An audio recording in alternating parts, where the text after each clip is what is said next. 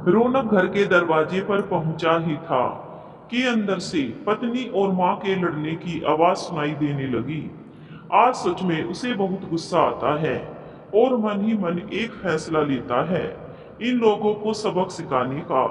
फिर वो गुस्से से अंदर आता है और अपना ऑफिस का बैग सोफे पर पटकते हुए चिल्लाते हुए अपनी पत्नी और माँ से कहता है, तंग आ गया हूँ आप लोगों के रोज रोज के झगड़ों से। एक तो ऑफिस का टेंशन, ऊपर से काम का प्रेशर। सोचता था घर में खुशी के 2 पल जी सकूंगा, पर मैं गलत था। इसीलिए मैं अब एक पल भी यहाँ नहीं रुकूंगा। मैं इस घर को छोड़कर जा रहा हूँ। फिर आप लोगों की जो मर्जी वो कीजिए। ऐसा कहकर रौनक अपने कमरे में जाता है और अपने कुछ कपड़े अलमारी से निकालकर एक बैग में भरकर जाने लगता है। इस तरह नाराज होकर घर से बाहर जाते देखकर रौनक की मां सिमरन जी उसका बैग पकड़ लेती है और बेटे से माफी मांगने लगती है। मुझे माफ कर दे बेटा, अब से शिकायत का कोई मौका नहीं दूंगी, पर ऐसे घर छोड़कर मत जा। तेरे सिवा मेरा है ही कौन। कहते कहते आंख भर आती है सिमरन जी की। पर रौनक आज किसी की बात सुनना नहीं चाहता था।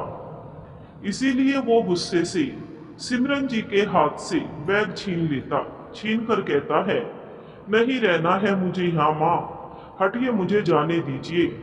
सिमरन जी को पीछे करके रौनक आगे बढ़ता है कि तभी उसकी पत्नी सालू उसके सामने आकर खड़ी हो जाती है।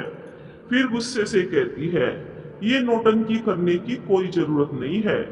अगर किसी को यहाँ से जाना है तो वो अपनी आपकी माँ है, क्योंकि उनकी वजह से घर में कलह होते हैं। सालू के मुंह से फिर अपनी माँ के लिए जली कटी सुनकर रौनक का काफी गुस्सा आता है और वो गुस्से से चीखते हुए कहता है, पहले खुद के गिरेबान में झांक कर देखो, फिर किसी और पर उंगली उठाना।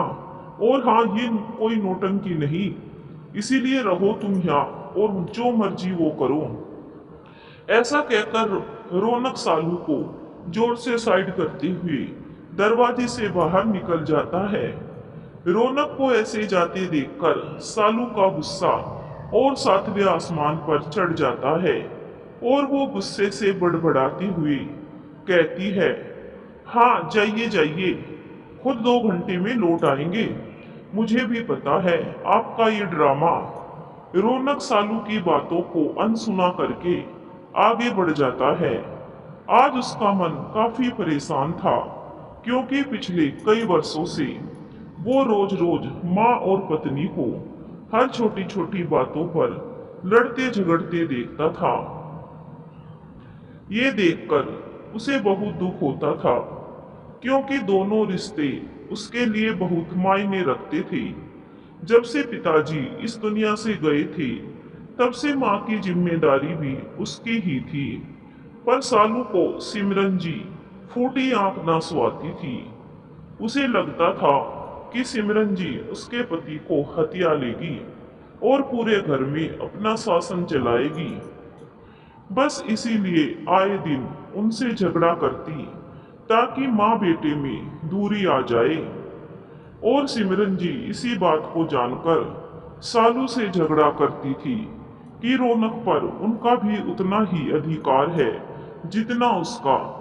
मतलब दोनों को रौनक पर और पूरे घर पर अपना अपना आधिपत्य जमाना था। इसीलिए दोनों सास बहू में होड़ लगी रहती थी, जिसे रौनक बखूबी समझ रहा था और इसी बात से आहत भी था कि उसे कोई समझना नहीं चाहता।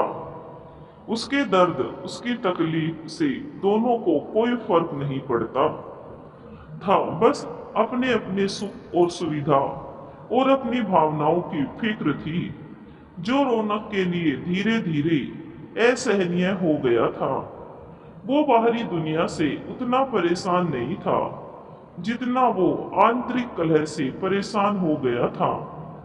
वो हर कोशिश करके देख लिया था, पर माँ और पत्नी के बीच की दूरी को कम नहीं कर पाया। वो आज सच में परिस्थिति से हार चुका था। इसीलिए उसके लिए घर छोड़कर जाना ही सबसे बेहतर उपाय लगा। बस इसीलिए वो माँ और पत्नी से तंग आकर ट्रेन पकड़कर हरिद्वार निकल जाता है, महादेव की नगरी, क्योंकि उसे अपने महादेव पर पूरा विश्वास था। ऐसा करने पर वे दोनों सुधर जाएंगे और आपसी तालमेल से अपनी जिंदगी गुजारेंगे। इधर रौनक के ऐसा नाराज होकर घर छोड़कर चले जाना दोनों सास बहू को बर्दाश्त नहीं हो रहा था। रौनक के कदम बाहर रखते ही दोनों एक दूसरे पर दोष मढ़ने लगे। सिमरन जी चीख चीख कर अपनी बहू सालू को कह रही थी, तू जब से मेरे बेटे की जिंदगी में आई है तब से मेरे बेटे की जिंदगी को नरक बना दिया है। तेरी वजह से आज वो घर छोड़कर चला गया, पर देखना जैसे ही उसका गुस्सा ठंडा होगा वो आएगा और मुझे अपने साथ ले जाएगा।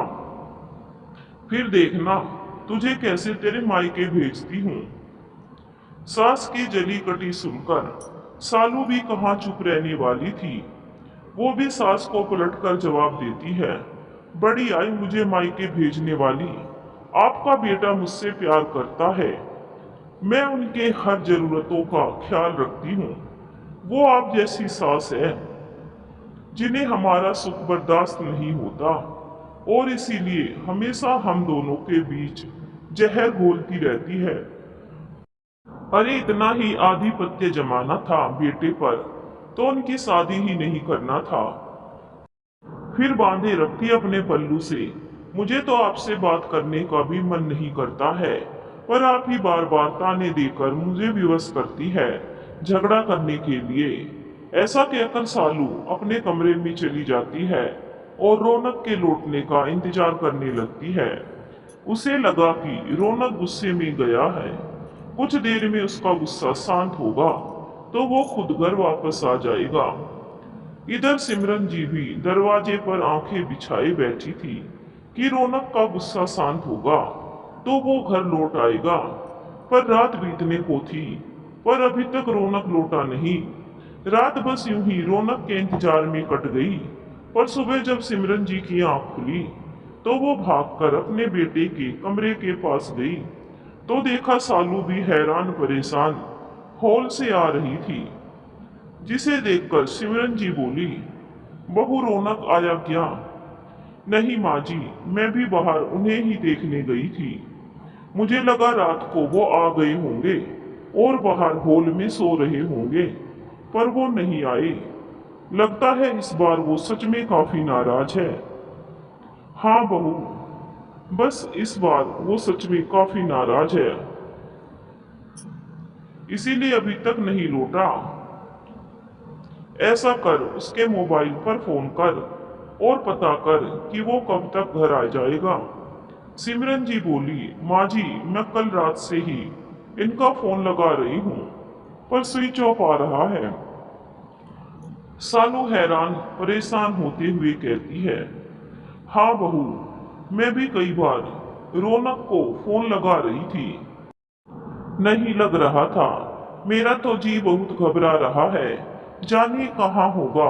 ऐसा कर कि उसके दोस्तों को फोन कर और पूछ कि वो कहाँ है। जी माँ जी कहकर सालू रौनक के सभी दोस्तों को फोन करती है, पर रौनक कहीं नहीं था।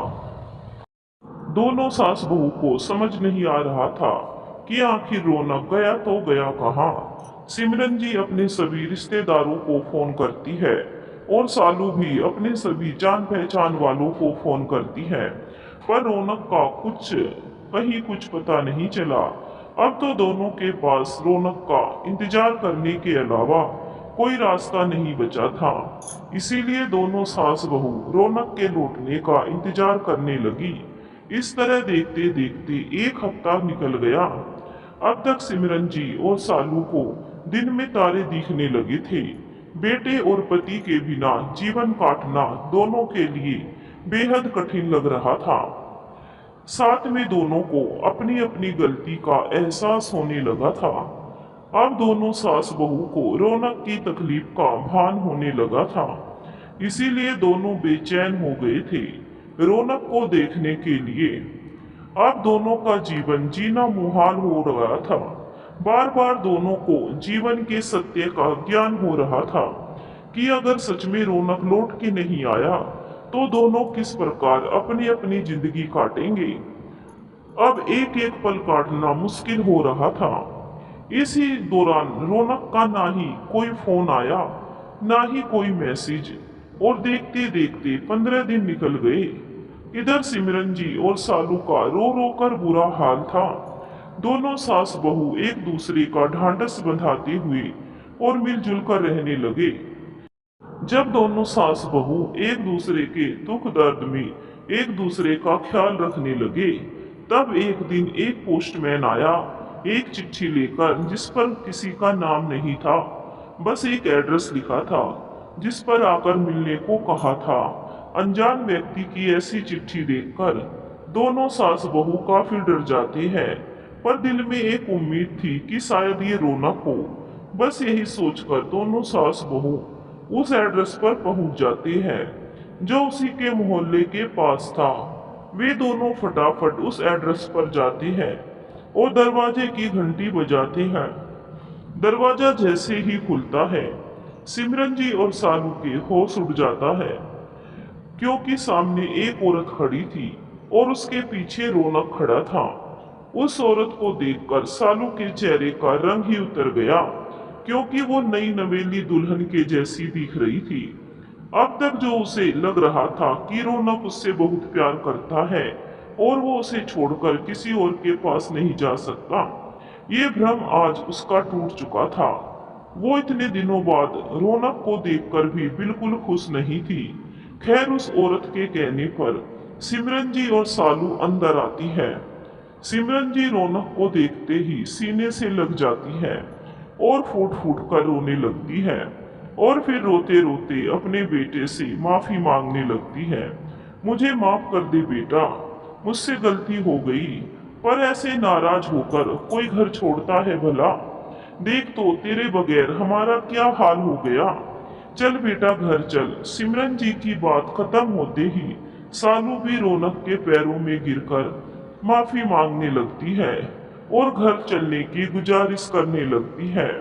पर रौनक अभी भी थोड़ा नाराज था, इसीलिए कहता है, कौन सा घर माँ, जहाँ मेरी भावनाओं के बारे में कोई नहीं सोचता, जहाँ मेरी तकलीफों का किसी को भान नहीं है। बस अपने अपने स्वार्थ पूर्ति के लिए दोनों आपस में झगड़ते रहते हैं। एक को अपने पति पर आधिपत्य जमाना है और एक को अपने बेटे पर, परंतु किसी को मेरी चिंता नहीं है। मैंने तो आप दोनों को नहीं बांटा, दोनों की भावनाओं का पूरा ख्याल रखा। दोनों की जरूरतों को पूरा करने के लिए ही मैं दिन रात मेहनत करता हूँ, दुनिया से हर दिन झेलता हूँ। पर आप लोगों को मुझसे कोई लेना देना नहीं है, बस आपस में कलह करना है और मेरे सुख चैन को छीन लेना है। इसीलिए मैंने आप दोनों को यहाँ बुलाया है। ये रहे मेरे कमाए पैसे, जो मैंने फिक्स डिपॉजिट कर रखा था, उसे आप दोनों के नाम कर दिया है। और ये रहे कुछ प्रॉपर्टी जो मैंने आप दोनों के नाम कर दिए हैं। अब आप लोग अपनी अपनी मर्जी से अपना अपना जीवन जी सकते हैं। कुछ पेपर सिमरन जी और सालू के सामने रखते हुए रौनक कहता है, फिर कहता है, मैंने दूसरी शादी कर ली है, इसीलिए अब मैं आप लोगों के साथ नहीं रहूंगा।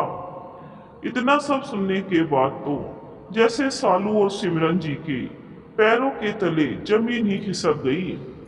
इतनी छोटी सी बात के लिए रौनक ऐसा कुछ कर सकता है, ये दोनों ने सपने में भी नहीं सोचा था।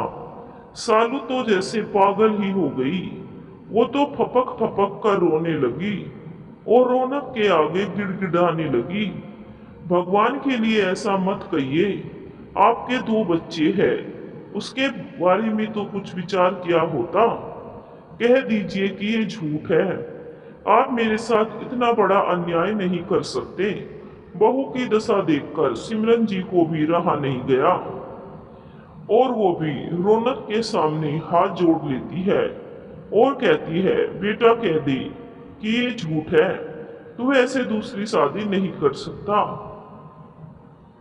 इतना बड़ा अन्याय नहीं कर सकता तू मेरी बहू के साथ और मेरे पोते पोतियों के साथ। मैं कभी तेरे इस नाजायज रिश्ते को स्वीकार नहीं करूंगी। मैं हमेशा अपनी बहू की ढाल बनकर खड़ी रहूंगी और तुझे इस नाजायज रिश्ते को तोड़ना ही पड़ेगा। मुझे नहीं चाहिए धन दौलत बेटा, बस मुझे मेरा पुराना परिवार लुटा दे। मैं तेरे सामने अपनी बहू की खुशियों की भीख मांग रही हूँ। ऐसा कहकर सिमरन जी अपनी बहू सालू को सीने से लगाकर चुप कराने लगती है, पर रौनक बिल्कुल शांत खड़ा था, चुपचाप सास बहू के प्रेम और समर्पण को देख रहा था, जो कहीं खोया हुआ था। इसे इस बात की तसल्ली हो गई थी कि अब सास बहू के रिश्ते में मिठास घुल चुकी है और एक दूसरे के रिश्ते का भी भान हो चुका है। इसीलिए वो किसी को इशारा करता है कि तभी उसका दोस्त विवेक और उसके बच्चों को लेकर अंदर आता है। बच्चे दौड़कर अपनी दादी और माँ के गले लग जाते हैं और जोर जोर से हंसने लगते हैं। मम्मी और दादू बुद्धू बन गए, मम्मी और दादी बुद्धू बन गए। बच्चों की आवाज सुनकर सिमरन जी और सालू जैसे ही पीछे मुड़ती है, वैसे ही सबकी हंसी छूट जाती है। सब खिलखिलाकर हंसने लगते हैं। फिर रौनक का दोस्त विवेक कहता है, माँ जी और भाभी जी, ये मेरी पत्नी है और हमारी शादी अभी कुछ महीने पहले हुई है। जब रौनक से मैं मिला तो वो काफी परेशान था। उसने अपना दर्द मुझे बताया। फिर मैंने उसे ऐसा करने को कहा क्योंकि मेरी भाभी और मेरी माँ के बीच भी ऐसे ही आए दिन झगड़े होते थे। भैया ने तंग आकर अपने जीवन को खत्म करने का ही निश्चय कर लिया। तब पापा ने उन्हें खूब डांटा और उन्हें ये उपाय सुझाया। भैया ने भी ठीक रौनक की तरह ही किया और बाद में माँ और भाभी के रिश्ते में मिठास भर गई। इस तरह एक परिवार सब फिर से प्यारा परिवार बन गया।